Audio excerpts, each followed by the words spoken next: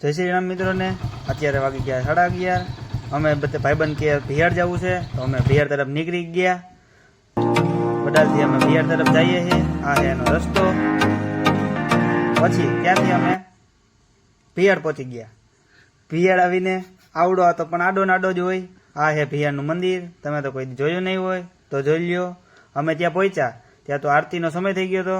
તો આરતી શરૂ થઈ ગઈ હતી. ભગવાનના કરી લીધા દર્શન. પછી અમે ત્યાં થોડી વાર બેઠા. પછી ભગવાનને ફરતે કરી પ્રદક્ષિણા. પછી ત્યાંથી અમે મંદિરની આસપાસ ગયા ફરવા માટે. ત્યાં જોયું તો એક લીમડો હતો. એ લીમડાનો કંઈક ઇતિહાસ છે જેમને ખબર નથી. તમને ખબર હોય તો કોમેન્ટમાં જણાવજો.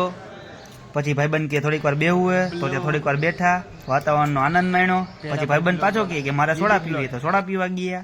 સોડા પીવા ગયા ને તો ત્યાં એ ભાઈ મસ્ત રીતે સોડા બનાવતા હતા. એ લખોટીવાળી સોડા હતી. તો એ સોડા પીવાની બહુ મજા આવી ગઈ. તો ત્યાં સાંભળ્યું હતું કે ત્યાં ગામ પાસેથી નદી જઈએ. તો પછી કીધું હાલો સોડા પીને ભાઈબંધને કીધું નદી જોવા જઈએ. તો પછી અમે ત્યાં નદી જોવા ગયા. અહીંયા લોકેશન લંદીનું બહુ જ મસ્ત છે.